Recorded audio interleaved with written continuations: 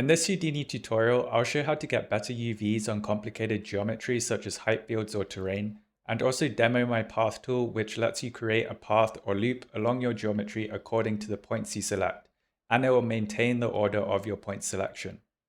You can download my path tool for free from my Patreon, linked in the description, and you can also get this hip file with my example terrain from my Patreon if you're part of my subscriber tier. To showcase this tool, I thought it might be cool to first see how it can be used to unwrap a difficult, or what might seem like a difficult object to unwrap, like this mountain ridge here. And here I've got my tool RP path through points, and I've just selected 2 points, one here and one here.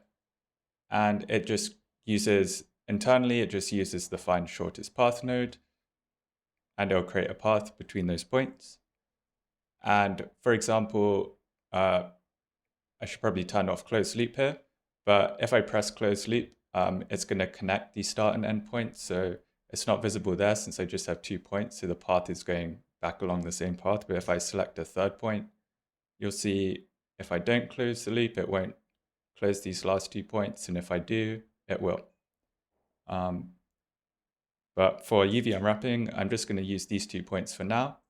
And I repeated that 3 more times. And I've renamed the output path, path 2 here, path 3, and path 4. And so I have these 4 paths. And I can use UV flatten, which will just take a second to cook.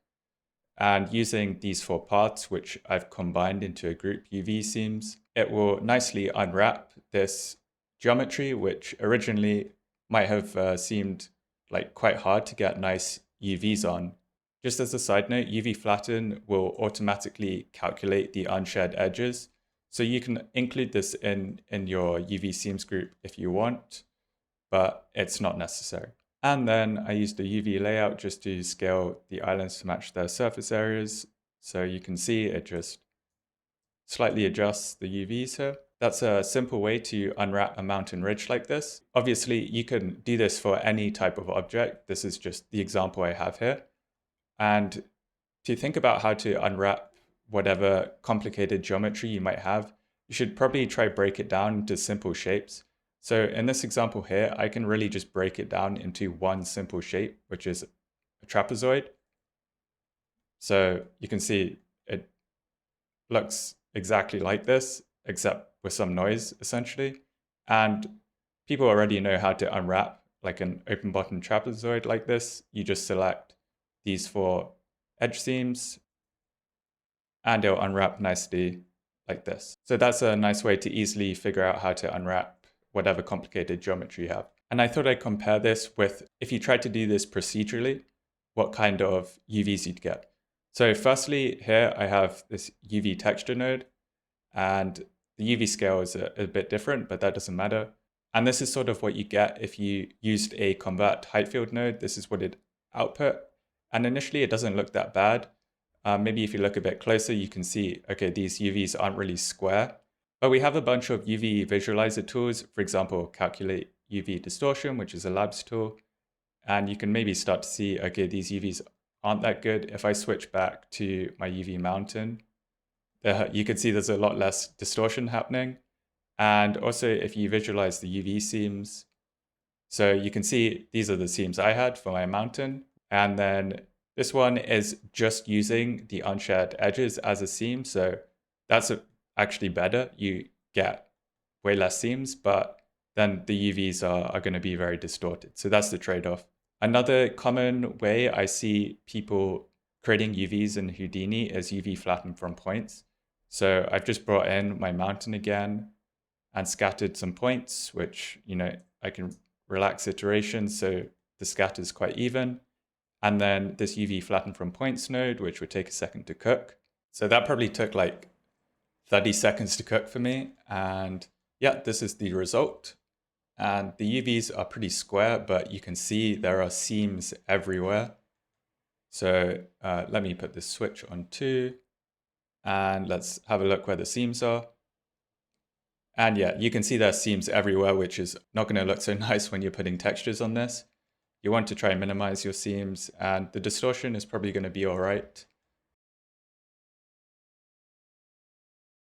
And then finally, we also have the auto UV node, and this is also going to take a second to cook. Okay, and if I switch this to 3, let's have a look where the seams are. Okay, so you can see this made much nicer seams, actually quite similar to the seams I made. And it's really tried to follow the topology, which may or may not be a good thing. And in this case, I think is a bad thing because it's followed these edges, which are actually not so nice. So you do get slightly odd seams, which maybe will stand out more when you project textures. And it's also created some nasty loops up here, which are actually not necessary. So if I like look at the UVs, it's created distinct UV islands. But if you unwrap this maybe in a smarter way, you can actually keep it all in one piece, and you'll have less UV seams as a result, or shorter UV seams as a result. To talk about the path tool a bit more, here's a nice way to get some slightly nicer paths or UV seams. So you can use the UV auto seam, which will take a second to cook. And this is the tool that auto UV by default uses. And you can visualize what seams this creates. And you can see this created the seams here. And it's also created some additional random seams, which auto UV will just delete these because they're like too small. You can use this to create I've just promoted this to a primitive group called allowed and expanded it a bit. And you can use this to guide the paths that you create. So I've just colored this green. Here I've manually subtracted this loop here because I don't want my path to follow this kind of loop. And then I've also, I'm just coloring it green again. Then I've also added back some primitives to guide my path where I want it to go. And I think I added some more over here. Yeah. So here I didn't even bother to subtract because find shortest path will kind of create a nice loop as long as you just give it the appropriate area. And so I create this allowed group, and you can use the tool RP path through points. And to just demonstrate the tool a bit more, you can also guide your path slightly more by selecting more points. So here you can press this visualize point selection order, and you can see I've selected 6 points in this case, and the order are these blue markers, so 0, 1, 2, 3, 4, 5, and the red markers are the original point numbers. I've just selected some more to maybe guide this a bit more. In this case, maybe it makes it worse, I'm not sure. But yeah, it's just another useful thing of this tool is it will create the loop through your points in the order that you select the points. Next, I wanted to show just some pure loop examples. So I've got the mountain here, and this has really nothing to do with the mountain at all. I've just created an off limits group. I've literally just like selected a random circle here and colored that red. And then I've selected this loop around it called allowed. And here you can use the tool again. And right now I'm not using any of these guiding groups. And I've closed the loop. You can see the loop closing here. But now say I don't want this loop to go through this region for whatever reason, then I can just use my off limits group and it will force the loop to now go around it. And also, if I have a specific region that I want my loop to go through, I can just select allowed edges and it will go through this region only. And this isn't like inherent to the tool. This is using the find shortest path. So the find shortest path has these surface constraints, and I'm just using these surface constraints here. But this tool is nice because it will maintain your point selection order, and it also maybe has a simpler UI than find shortest path. Some other things you can do, if I just delete the color here, you can use like an edge smooth, for example. So the output path group is named path in this case, and you can smooth your edge group here. This is a useful labs tool. And you can see it's going to mess with the geometry. But for example, if you're only interested in the path itself, you can use the labs edge group to curve and put in your edge group here and then edge smooth that. Make sure to uncheck include shared edges here, since all your edges are unshared in this case.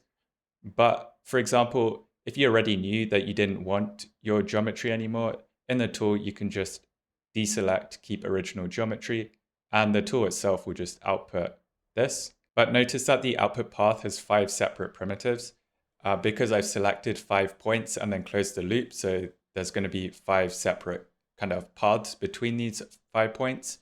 And so when I use the edge smooth here, if I just deselect visualize point selection order, I'm going to get some issues because of these 5 separate primitives. You can see I have like this little offshoot in every corner. So for example, you could still just use the edge group to curve here, where I still haven't kept the original geometry, and this will create a curve. And now it's just one primitive, and you can use the edge smooth normally. Next, I wanted to show another loop example, which is maybe more interesting. So I have my mountain here, and I've decided I want to create a loop along the top of the mountain. So earlier I used Labs Auto Seam as a guidance. And in this case, it's not going to work very well because it doesn't create this loop that I'm looking for. So using the tool, I've just selected 6 points, 2 in this corner, 2 in the other corner over here, and then 2 in the middle. And if I press visualize point selection order, you can see the order I selected in. So I went along one edge, 0, 1, 2, and then back along the other edge, 3, 4, 5. And I also closed the loop. So the result is not what I wanted. I wanted a loop going around this edge. So I created some guidance. So first I created an off limits group, and I just selected sort of down the middle of the edge. And then I colored it red just for visualization. And then using the tool, I just plugged in the off limits group. This point selection is the exact same as up here. And you can see the path has already followed more or less what I wanted it to do. And if I wanted the path to more precisely follow the ridgeline, I could have just selected more primitives here in the off limits group. But in this case, I thought it might be nice to show like some other methods of guidance. So I'm going to create an allowed group here. And I've just said that the Y position needs to be greater than 40. And then I've promoted this to an edge group. Then I said that the minimum edge angle of this group needs to be 8. So you can see I've just used the same group name, allowed, and then intersect with existing, and said min edge angle needs to be 8. And you can see I'm now getting these edges where I want them to be. And if I just visualize this min edge angle by itself, I get edges all over the place. So I've just directly intersected it with the allowed group. Then I promoted this allowed group to a primitive group. And you can see I'm probably going to run into the same crisscross issue here, where find shortest path might cross over on these bridges of the group. So I just subtracted the off limits group that I created earlier up here using a group combine. And now I have a very clear kind of path for my edges to follow. And I've just colored the group green just for visualization, then used RP path through points and just used this allowed group here. And I get a very nice loop along the edge of this mountain ridge. And maybe in this case, I could have selected some other primitives to go in the group. But again, it's completely up to you. You have full control over the guidance of where the path is going to go. And again, you can, so I've deleted the color here, and then you can, edge smooth this path, or you can, edge group to curve and just extract the path and use an edge smooth if you want a nice smooth path. And I also wanted to show, what it would look like if I actually used this path as the UV seams instead of the 4 edges, like how a trapezoid is unwrapped. And you can see I get decent UVs, and the UV seam is just where I selected my path. And if I use a UV layout again, and after that's cooked, you can see maybe that helps with the UVs a bit. And if I press 5, this is the resultant UV, so I get 2 UV islands in this case. So I think this is quite a useful tool, whether or not you're creating UVs, but I thought I'd talk about creating UVs here, particularly in the case of like a mountain ridge like this, which might be produced from a height field, because I've seen a lot of Houdini tutorials on creating height fields. So in this case, this height field is actually the low poly version, and I had a high poly version, and then I baked them. And you probably want good UVs for baking in Copernicus, like how I created here. And you'll get a nicer bake. And also if you're sharing your work with other people, like if you're using like a UV flatten from points, and someone sees, okay, this area doesn't even have UVs in it, they're not going to be very impressed. I hope this tutorial was helpful. You can get this tool for free from my Patreon linked in the description. And if you want to get this HIP file with this mountain example, please consider purchasing my Patreon subscriber tier and you'll be able to download it.